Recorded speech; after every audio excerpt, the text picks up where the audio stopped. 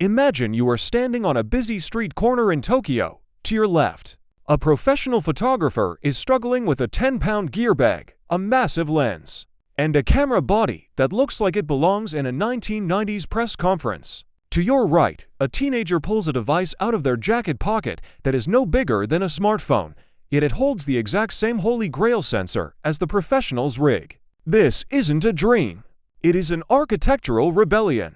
For decades, the full-frame sensor has been trapped inside bulky, heavy black boxes. But the rules of the game just changed. Nikon is about to drop a digital bomb called the Z4, or simply, the Z4. This is the end of the traditional camera hump and the birth of the stealth full-frame.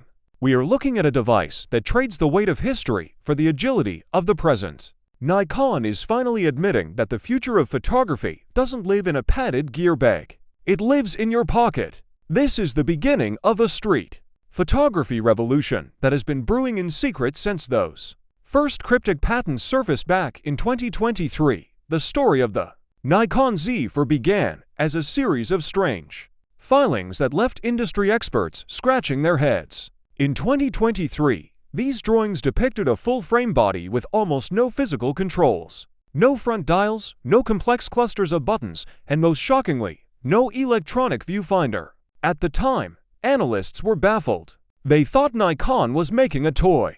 But as we move through 2026, those sketches have evolved into the most discussed leak in the history of the Nikon community. The Z4 is the physical manifestation of the iCamera concept. It is a device designed to bridge the gap between the old-school world of tactile optics and the fast-paced, app-driven workflow of the Gen Z creator. This camera is a ghost. It measures a staggering 63mm by 129mm by 96mm and weighs only 565 grams. To put that in perspective, Nikon has managed to squeeze a massive full-frame sensor into a body roughly the size of the tiny APS-C Nikon Z50 by removing the electronic viewfinder EVF hump.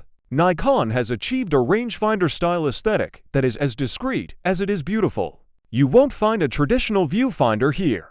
Instead, the back is dominated by a high-resolution articulating touchscreen that feels as natural to a smartphone user as breathing. But the real surprise sits on top. Nikon has included a tiny secondary status display. This is a brilliant nod to old-school film cameras, giving you your exposure vitals at a glance without needing to dive into frustrating digital menus. Under the hood, the Z4 is a wolf in sheep's clothing. While it targets a budget price point, Nikon isn't skimping on the engine. It features a refined 24.3-megapixel FX format sensor. This is likely the reliable workhorse found in the Z5, but it has been optimized for much better thermal management. You can shoot longer, faster, and hotter without the camera giving up on you. The real game changer, however, is the processor. The Z4 is rumored to house the Expeed 7 image processor. This is massive. This brings flagship-grade subject detection and 3D tracking, the same technology found in the $5,000 Z9, into a body that costs a fraction of that price. We are looking at burst speeds of 8 to 11 frames per second. That is more than enough for street photographers and casual lifestyle shooters. But the Z4 isn't just for photos. It is courting the video crowd. Expect 4K recording with improved autofocus algorithms designed specifically for those who want to vlog without the bulk. To hit the rumored price point of $700 to $1,200, Nikon had to make some hard choices beyond removing the EVF. The Z4 reportedly lacks in-body image stabilization, known as IBIS. Usually, this would scare off buyers. But Nikon has a master plan.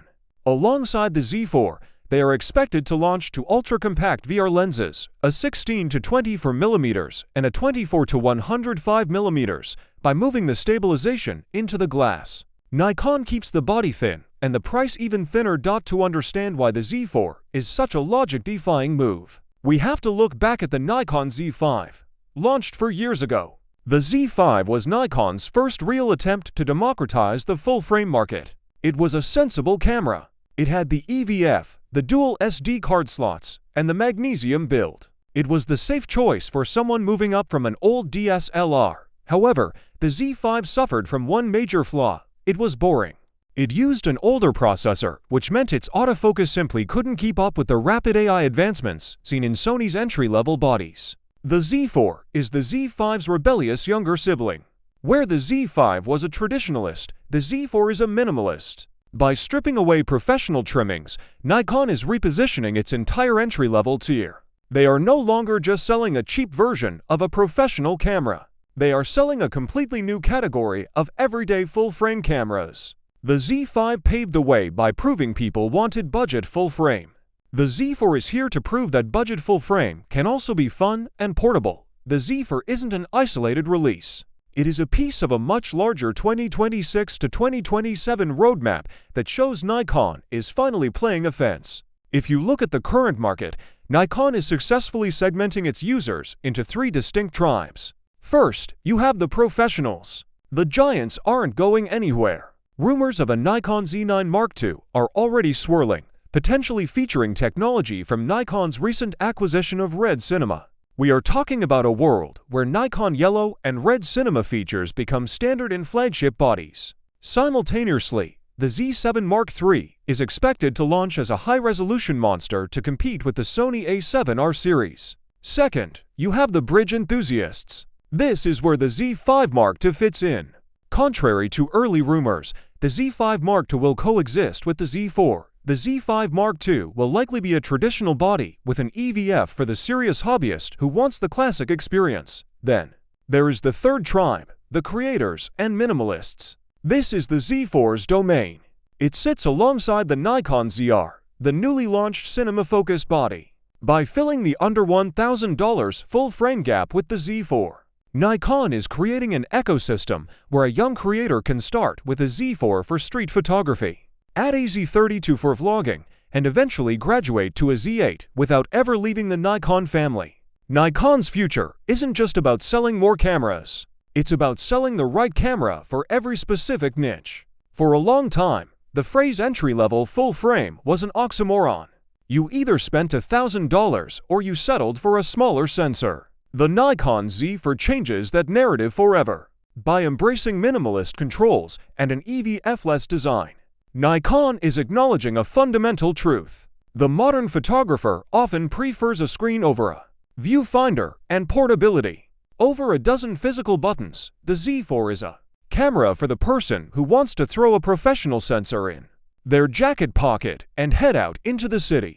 It's for the street photographer who wants to look like a tourist while capturing professional-grade dynamic range. Is it a risk? Absolutely. Purists will complain about the lack of an EVF. Critics will point to the absence of IBIS. But for the tech-savvy audience, Nikon is targeting the smartphone upgraders, the minimalist travelers, and the budget-conscious artists. The Z4 is exactly what they've been waiting for.